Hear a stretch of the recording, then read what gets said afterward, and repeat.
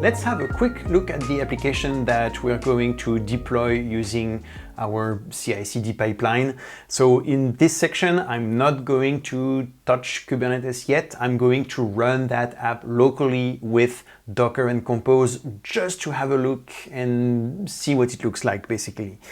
All right, so this application is in a Git repo. This, by the way, is the Git repo where I have the slides, the scripts, and all that stuff that I'm using for this workshop and for my other trainings, tutorials, etc., etc. So we're going to clone that repo. Let's go to the TMP directory and let's do git clone http://container.training. And here I'm using a little bit of magic, as you can see, where container.training actually redirects to this GitHub repo. So that's convenient. So let's open that GitHub repo in the browser in the background, and let's go there, and we will go in the Docker Coin subdirectory. And right there we have a Docker Compose YAML file, which means that I can do Docker Compose up, and this is going to build all the images that my application needs. So if we take a look now at what we have on this repo on GitHub, so Docker Coins, let's take a look at the Docker Compose YAML file. In this Docker Compose YAML file, we see that we have 5 services. So these correspond to 5 containers. You can see that for one of them, like Redis, we're using the Redis image from the Docker Hub. And for the 4 other ones, like RNG Hasher, WebUI Worker, we are building a custom image using a Docker file. And since I like things to be boring and predictable, when I have service XYZ, I build it from a Docker file in directory XYZ. So if I'm looking for the Docker file for a service, I directly know in which directory I'm going to find it. Let's have a look, for instance, at the Worker container. So I just have a little file with source code, the Docker file, as you can see, like very simple, very basic. And the Worker, so the Worker is in Python, and it's like 70 lines of code. The only thing that I would like to show you is how we do service discovery with containers like this. When I want to connect to the Redis container, I just put Redis as the address. You know here that's where you would expect to see an IP address or a fully qualified domain name, and here we just put Redis, and we have a little bit of magic that will resolve that name Redis to the IP address of the Redis container. And when I say a little bit of magic, I mean there is a dynamic DNS server embedded into Docker, and when we will run on Kubernetes, there will be a DNS server embarked on our Kubernetes cluster. Same thing when I want to connect to the RNG web service. You can see here that we make a request to http://rng/32, for instance. So meanwhile, the application was built. So if I scroll back a little bit, yeah, perfect, everything was built. Now the application is somehow working. You know, we don't know exactly what it's doing, but it seems to be doing it really well. So what exactly is this application? So this is a Docker Coin miner.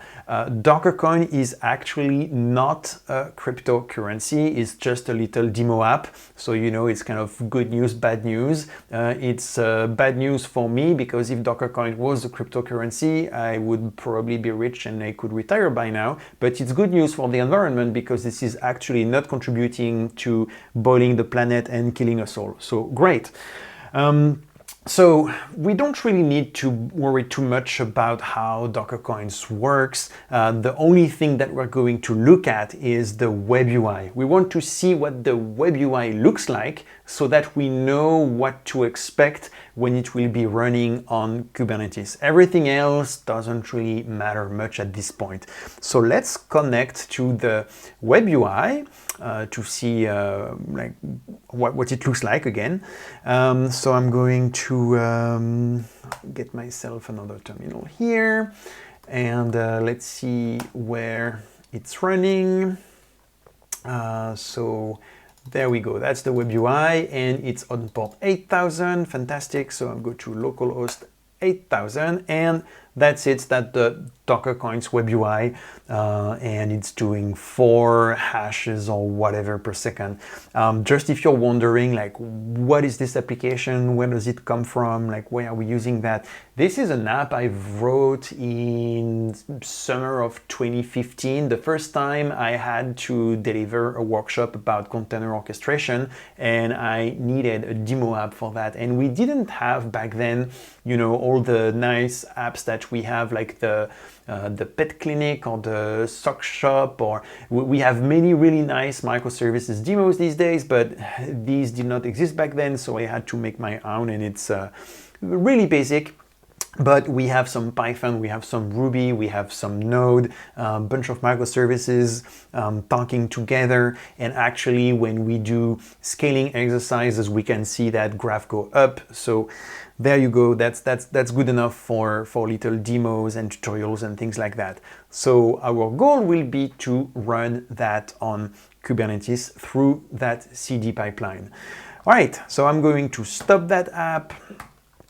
Enough Docker coin for now and enough Docker. We are now going to switch to Kubernetes as soon as that app is down. There we go. All right. Oh yeah, let's clean things up. It's going to be a good habit to take from now on. So I'm going to do Docker compose down, and this is going to remove these containers. Great. It's now time to roll up our sleeves, I mean if you have sleeves, and deploy some Kubernetes clusters. So if we wanted to do that manually, that would be a lot of work. If we look at the classic Kubernetes architecture diagrams, you have control plane and nodes, so it can give you the impression that all you need to do is run that control plane, run some nodes, and that's it. But there is a little bit more than that. So indeed, we need the control plane, so that's a bunch of processes or containers, but we need to configure that. We need a certificate authority, we need to create a bunch of TLS certificates, we need to create configuration files for all these components, we need to deploy nodes, we need to have an API load balancer, we need to deploy the Cloud Controller Manager, that's the thing that's going to establish a bridge between our Kubernetes cluster and our cloud infrastructure. And that's just, you know, to get started with a really bare bones cluster. So very often I say, kind of as a joke, but also very seriously, the best way to deploy Kubernetes is to get somebody else to do it for us. And I kind of stand by that, and I really encourage you to use managed Kubernetes clusters. It's fun and games to deploy your own cluster for learning purposes, but for production, that's a whole different story. So that being said, I'm going to use Linode Kubernetes Engine to have a cluster up and running in just a matter of minutes. So I'm going to head to my Linode console here. So let's see what we have. At the moment, I just have one Linode, one VM up and running. So I head on the left to Kubernetes. I say create cluster, and I'm going to call that like CNP, like the Cloud Native Party. Pick a region like Newark. Version of Kubernetes, let's pick the most recent one. And here you say like how many nodes you'd like to have. And I'm going to pick 3 nodes with 8 gigs of RAM. So these are, I would say, small yet comfortable nodes for Kubernetes. And if I were to leave that cluster up and running the whole month, that would come up to like $100 a month. We won't need to leave that up and running the whole month. We actually just need it for the time of this test. So it's probably going to cost me like less than $10 to have that cluster to do that demo. So let's create the cluster. And so this is going to spin for a bit. There we go. So now Linode is going to provision the control plane and the nodes. So it's going to take a few minutes for both. We can already see the IP addresses of the nodes showing up here, so that's great. And what we're waiting for is that thing here. You see kubeconfig. This is the configuration file that will have the credentials to access the cluster. And once the control plane is ready, it will appear here. So this is going to take a couple of minutes, and meanwhile I'm going to take a look at what we have on the CLI side. So on the CLI side, basically we have a few useful commands. So for instance, we can look, so Linode CLI regions list. I can see the available regions. So here we see that pretty much every Linode region supports Kubernetes except US Southeast basically, but everything else, yep. Then what can we do? We can look at the different types of VM that Linode has. And so I'm going to have a bunch of answers here. So what I'm looking at is that ID here, that G6 standard 4. And once I have this information, oh yeah, I can check the supported Kubernetes versions. Okay, so that's going to give me the same as I was seeing in the little drop down in the web UI. And now I can run my provisioning command. So that's going to look like this. So I do Linode CLI and then LKE Cluster create, and so I'm gonna give it a name, so Cloud Native Party but CLI, let's say. Region US East, the Kubernetes version 120. And then here I have to give node pools, and these node pools correspond to what we were seeing in the web UI. In the web UI, we had this list of node types, and I was doing like, okay, give me, 3 nodes like this and 5 nodes like that. So each time it's a node pool. And so here I'm going to say like the same thing, give me 3 nodes of these like fairly standard instance type with 8 gigs of RAM, 4 CPUs. And same thing, this is going to work for a bit. There we go. So now this is provisioning. And yeah, in a few minutes that cluster will be ready as well. Meanwhile, if I go back to my web UI, I see that the kubeconfig is ready. So I can actually download that file. Yep, save that, perfect. And I can use that to communicate with my cluster. So how do we do that? We have a few options available to us here. So right now I have, for instance, like I'm working with my local kind cluster. So if I do kubectl get nodes, I just have this one node local cluster. But if I add something like -- kubeconfig equal download cnp kubeconfig.yaml, now, hooray, I see the nodes of my cluster. I only have 2 at the moment. The third one is still joining the cluster, but it's just going to be maybe a minute before it shows up here. So now, of course, having to specify that -- kubeconfig option every single time would be annoying, to say the least. So what can we do? Well, we could copy this file to our .kubeconfig file. I'm not going to do that because it would overwrite my kubeconfig file, and that would override the configuration that lets me use my CAN cluster. So I'm going to show you a couple of better techniques to work with that. The first one is to use the kubeconfig environment variable. You set your kubeconfig environment variable to the kubeconfig file that you want to use. And now see, that's the nice thing with kubes1. It did detect that thing, and now in my custom prompt it's telling me that I'm talking to cluster LKE24320. That's the ID of that cluster. And now if I do kubectl get nodes, I see my 2 nodes here, and that's it.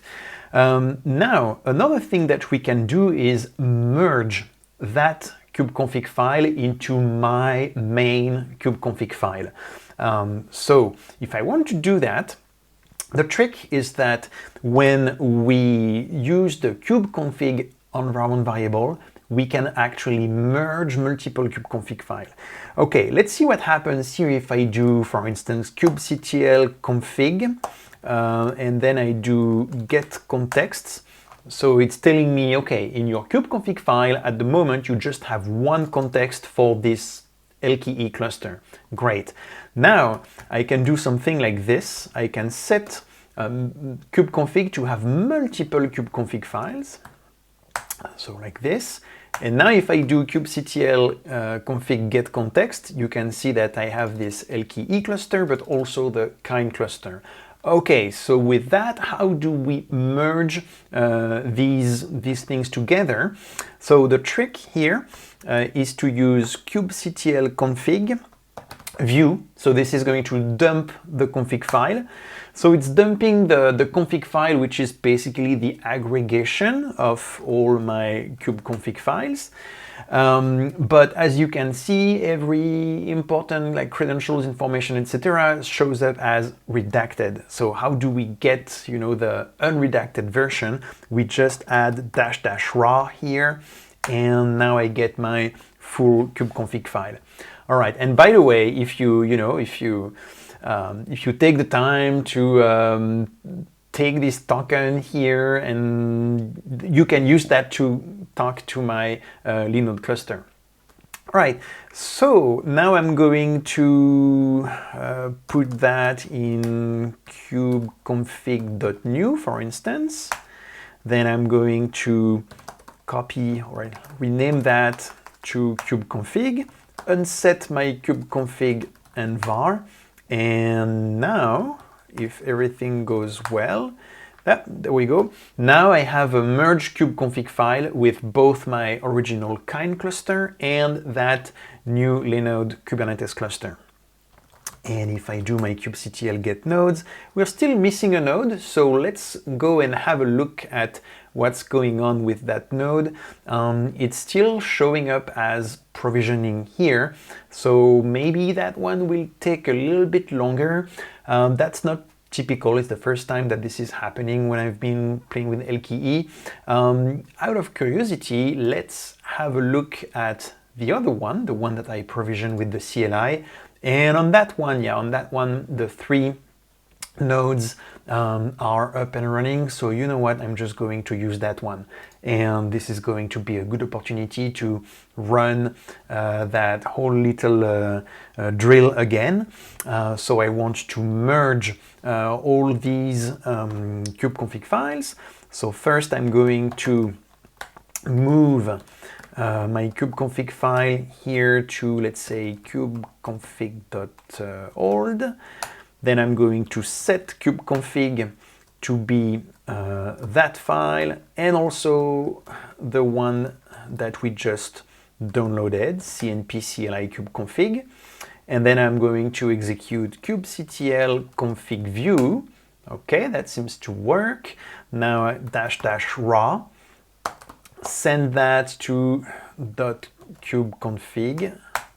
There we go. And now if I do kubectl config get context, okay, now I have 3 clusters. And so the one I want to use is that one here. So I'm going to use keyctx to change the active cluster. Keyctx is a tool that comes with, it's an extra tool, and that's the tool that gives us the very useful commands keyctx and keyns. I mentioned that earlier in one of the first videos. I highly recommend that you install these because they make switching between namespaces and clusters really easy. And so now if I do my kubectl get nodes, I have my 3 nodes up and running. And you know what, in that first cluster, like the one that currently only has 2 nodes, I'm pretty sure that it's just a matter of minutes before the 3rd node shows up. So I'm not going to worry too much about that. All right, so